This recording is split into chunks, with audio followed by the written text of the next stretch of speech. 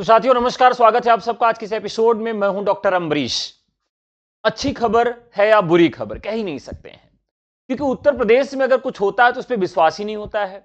खास करके एकेडमिक क्षेत्र में, या हम कह सकते हैं कि जॉब क्षेत्र में, या खास करके टीचिंग वैकेंसी के क्षेत्र में कोई जब बात कही जाती है तो विश्वास ही नहीं होता है कि अच्छा हो गया ऐसा। मुझे तो नहीं लगता है, क्योंकि इस तरह से तिथियां बदली जाती हैं और इतने वर्षों से हम एक ही भर्ती का इंतजार करते हैं, उसके बाद ये होगा कि नहीं होगा इस पर भी संशय कायम रहता है।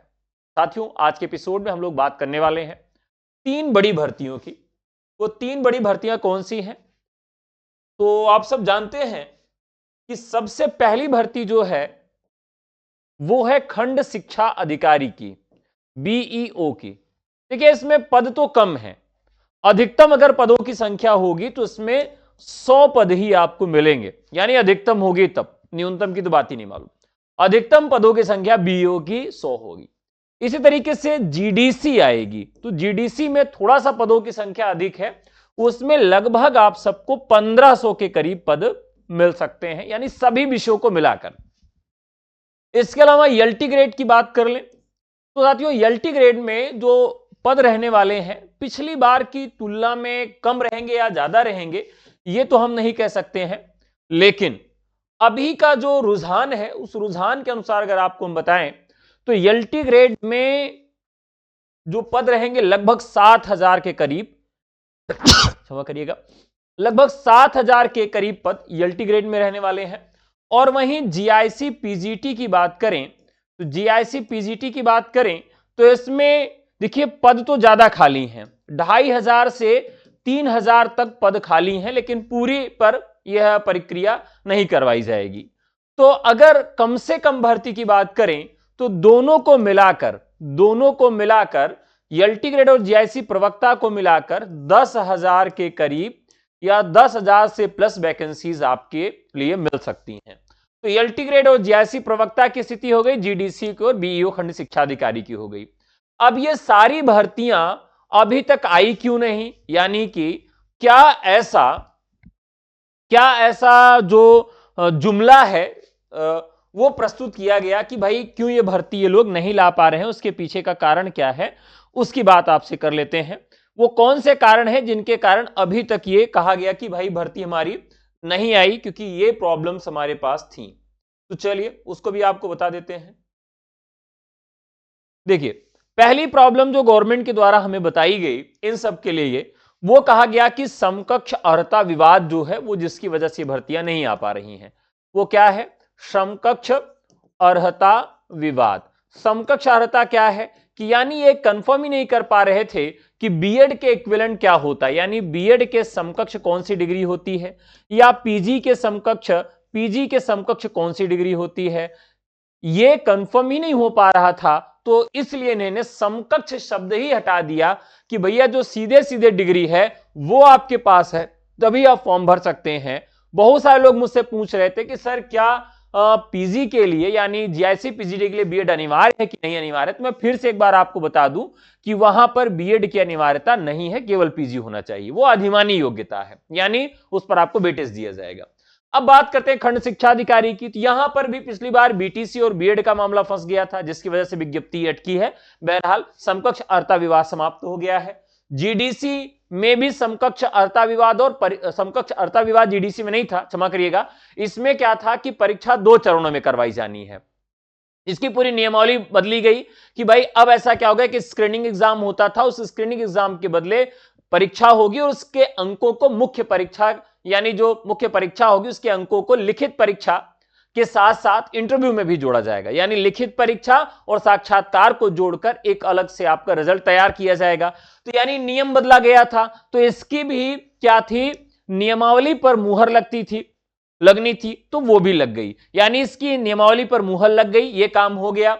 एलटी ग्रेड में समकक्ष अर्हता विवाद जो था उस पर भी जो नई नियमावली बननी थी, साथ ही साथ इसमें प्री और मेंस 2 व्यवस्थाएं लागू होनी थी, और जीआईसी प्रवक्ता में बीएड वाली समस्या थी। तो ये सारी समस्याएं हर एक वैकेंसी में थी और ये सभी समस्याओं का निस्तारण हो गया है। अभी क्या है कि खंड शिक्षा अधिकारी में कुछ समस्या बाकी रह गई है, और एलटी ग्रेड में अध्याचन दोबारा से मांगा गया है और जीडीसी भी अध्याचन मांगा गया है। तो ये पूरा काम जो आपका है वो हो जाएगा। कब हो जाएगा? महाकुंभ मेले के लास्ट में, यानी महाकुंभ मेले के लास्ट में आप ये कह सकते हैं कि फरवरी में, 15 फरवरी के बाद से इनमें से एक वैकेंसी जो जीडीसी की है वो सबसे पहले आ जाएगी, फिर उसके बाद खंड शिक्षा अधिकारी की आएगी, फिर जीआईसी पीजीटी और एलटी ग्रेड साथ आ सकती है या जीआईसी पीजीटी पहले आएगी, सबसे अंत में एलटी ग्रेड की वैकेंसी आएगी क्योंकि इसमें विज्ञप्तियों की संख्या अधिक है। अभी जो कैलेंडर जारी किया गया उस कैलेंडर में देखिए क्या इन्होंने किन किन तिथियों के विषय में चर्चा किया है। देखिए यहां पर इन्होंने एकेडमिक कैलेंडर जारी किया। उस एकेडमिक कैलेंडर में कौन कौन सी तिथियां इन्होंने रखी है, थोड़ा सा मैं आपके देखने लायक इसको कर देता हूं।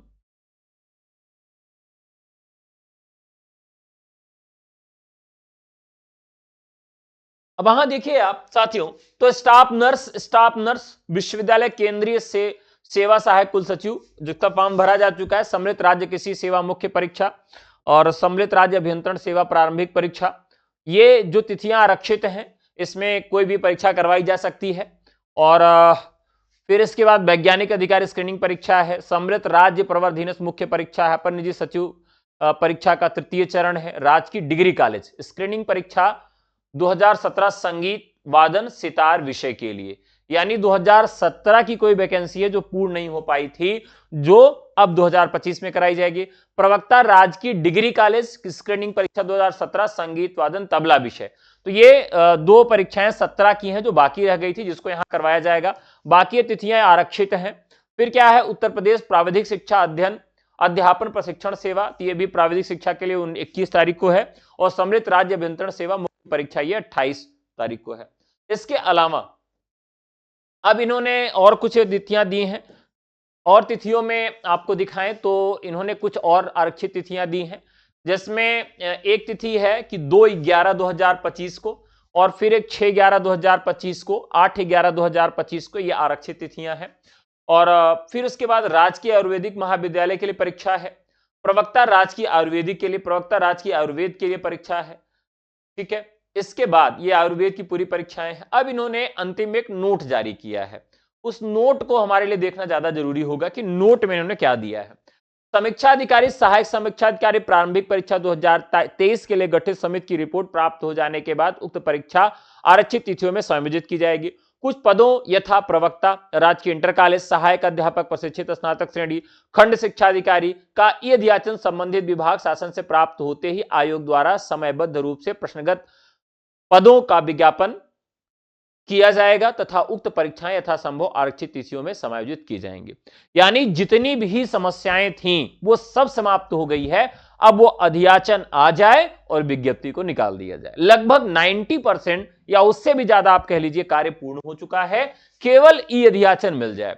सहायक आचार्य राजकीय महाविद्यालय के पदों पर चयन संबंधी परीक्षा योजना के संबंध में विभाग शासन से अनुमोदन प्राप्त होते ही उक्त पद का विज्ञापन समयबद्ध रूप से किया जाएगा तथा उक्त पद की परीक्षा भी आरक्षित तिथियों में यथासंभव समायोजित की जाएगी। उपयुक्त वर्णित पदों हेतु अर्हता धारित करने वाले सभी अभ्यर्थियों से अपेक्षा तत्काल एकल अवसरीय पंजीकरण की प्रक्रिया पूर्ण कर ओटीआर नंबर प्राप्त कर लें, जिससे पद के विज्ञापन की अवधि में उन्हें आवेदन पत्र भरने में कोई कठिनाई न हो। उपयुक्त तिथियां संभावित तथा विशेष परिस्थितियों में तिथियों में परिवर्तन किया जा सकता है। तो साथियों यहां पर एक बार हम फिर से समझ लेते हैं कि जो हमारी जीडीसी की भर्ती है, गवर्नमेंट डिग्री कॉलेज की भर्ती है, वो क्यों फंसी हुई है? क्योंकि उसमें जो परीक्षा का पैटर्न जो है वो चेंज हुआ है, तो परीक्षा का पैटर्न चेंज हुआ है जिसकी वजह से ये है। और जीआईसी प्रवक्ता की बात करें तो जीआईसी प्रवक्ता और एलटी ग्रेड की जो भर्ती है उसमें केवल एक ही प्रॉब्लम थी। क्या प्रॉब्लम थी भैया? कि अध्याचन उन्होंने मंगाया है, तो अध्याचन जैसे ही प्राप्त हो जाएगा यह भर्ती भी आपके सामने होगी। तो लगभग समस्याएं अब समाप्त हो गई हैं और ईश्वर ने चाहा तो आप सबका विज्ञापन जल्दी आपके सामने होगा।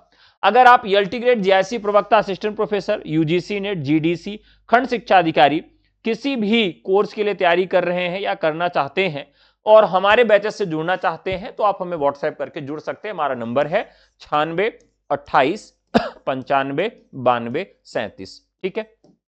अगर आपने अभी तक ओटीआर का फॉर्म नहीं भरा है तो आप सबसे निवेदन है कि OTR का फॉर्म भर दीजिए। और क्योंकि उस समय क्या होगा कि वेबसाइट बहुत स्लो हो जाती है।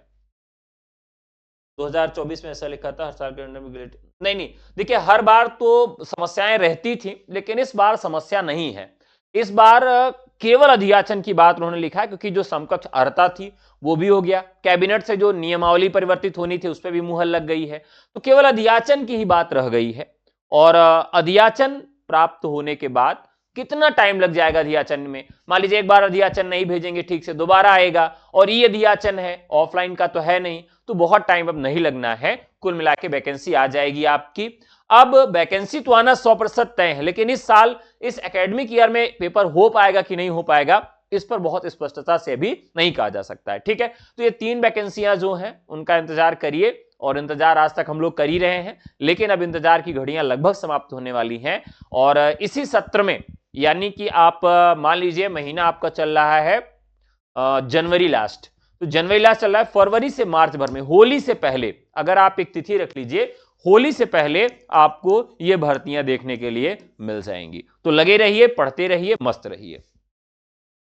ठीक है, तो आज के लिए इतना ही। बहुत बहुत धन्यवाद।